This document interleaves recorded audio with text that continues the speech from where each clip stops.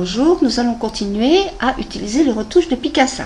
Tout d'abord, je vais faire une petite précision en ce qui concerne les retouches de base qui sont donc dans le premier onglet et puis également les yeux rouges puisque ça n'a pas été vu dans le premier tutoriel. Alors, voici par exemple un visage. Vous voyez que vous avez vraiment là des yeux très rouges. Il faut simplement cliquer ici sur l'outil yeux rouges. En général, Picasa va détecter les yeux. Il faut quand même que ce soit un portrait relativement grand. S'il ne les détecte pas, c'est à vous de cliquer sur l'endroit des yeux à corriger. Vous voyez que là, il l'a tout très bien repéré. Il a entouré les yeux avec un cadre vert. Et vous voyez que là, il vous propose une correction. Donc, évidemment, les yeux ne vont pas retrouver leur réelle couleur, mais ils vont être grisés. Vous pouvez donc mettre appliquer pour conserver. Et vous voyez que vous avez à ce moment-là des yeux quand même qui sont un peu moins yeux de lapin. Voilà pour les yeux rouges. Par contre, la retouche. Imaginons que vous ne vouliez pas garder ce collier ici, que vous vouliez que tout soit en noir. Alors, on clique sur la retouche. Vous avez une petite explication ici. Vous avez le périmètre de correction comme je l'avais dit la dernière fois. Ça va dépendre évidemment de la taille de la retouche. Si vous avez une petite retouche plus fine à faire, évidemment il faudra un périmètre de correction un tout petit peu plus petit. Alors, vous cliquez sur l'endroit que vous voulez annuler, c'est-à-dire là évidemment un morceau de la chaîne. Donc on va cliquer ici, puis on va aller chercher un morceau du pull. Et vous voyez que on va confirmer que cette partie est déjà noircie. Alors on continue, on va cliquer. Bon, donc là on va appliquer ça déjà. On va reprendre une autre partie ici. Je fais hop le pull. Voilà. Et donc à chaque fois, il va falloir appliquer votre modification. Là, il est peut-être intéressant de travailler avec un périmètre de correction plus important pour avoir moins de travail à faire. Donc là, un petit peu trop grand. On va un tout petit peu voilà, et on va travailler là-dessus. Et vous voyez que là, à ce moment-là, on va faire un travail un tout petit peu moins précis, mais un peu plus rapide. Voilà. Et donc, vous voyez que là, vous avez bien le pull qui s'est mis par-dessus le collier. Donc évidemment appliquer à chaque fois pour conserver et recommencer sur une autre partie. Voilà, donc j'espère que vous avez compris à peu près. C'est pas toujours évident au départ à savoir faire. N'hésitez pas à vous exercer et vous avez toujours moyen d'annuler ce que vous avez fait si ça ne vous plaît pas. Donc nous allons maintenant revenir. Alors je vais annuler.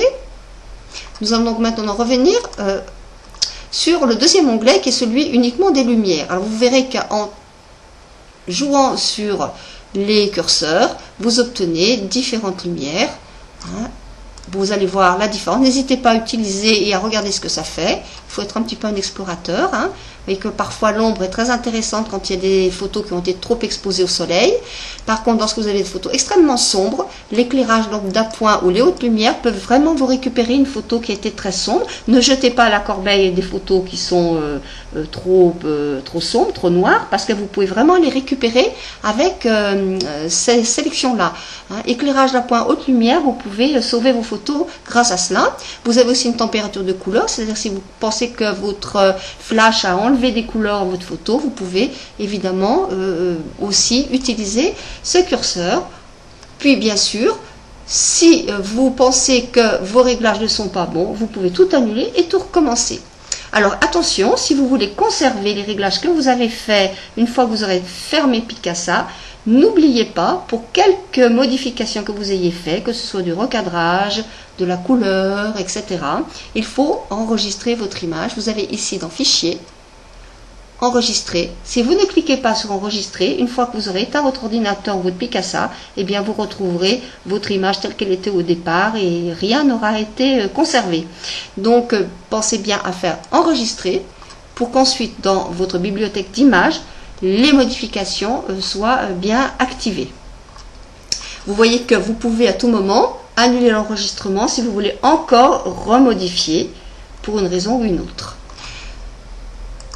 qui concerne le troisième onglet, vous pouvez les essayer les uns après les autres. N'hésitez pas à essayer parce que ça vous apprendra un petit peu aussi à vous souvenir de ce que ça fait, hein, des effets que cela peut faire. Vous avez toujours moyen de l'annuler, donc vous essayez, vous annulez, vous essayez tout ce que vous voulez, vous regardez ce que ça donne. Pour certains cas, il faut appliquer, bien sûr. Si ça ne vous plaît pas, vous annulez. Et ainsi de suite. Donc, naviguez vraiment sans aucune crainte. Votre ordinateur ne tombera pas en panne et vous n'effacerez pas votre photo.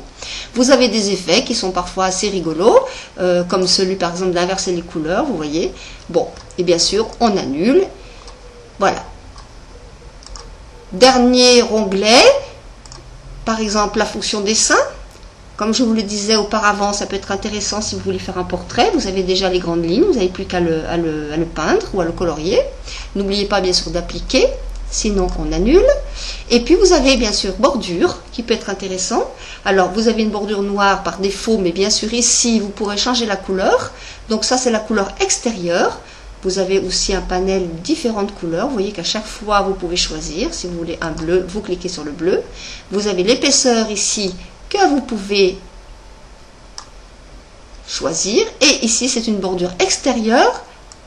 Elle est blanche pour l'instant, mais si vous voulez la changer, mettre un bleu ou un rose, etc., bien sûr, vous cliquez sur la couleur. Également, vous pouvez choisir l'épaisseur. Vous avez parfois un arrondi que vous pouvez mettre. Vous voyez, ça vous faites un arrondi. Vous pouvez le faire également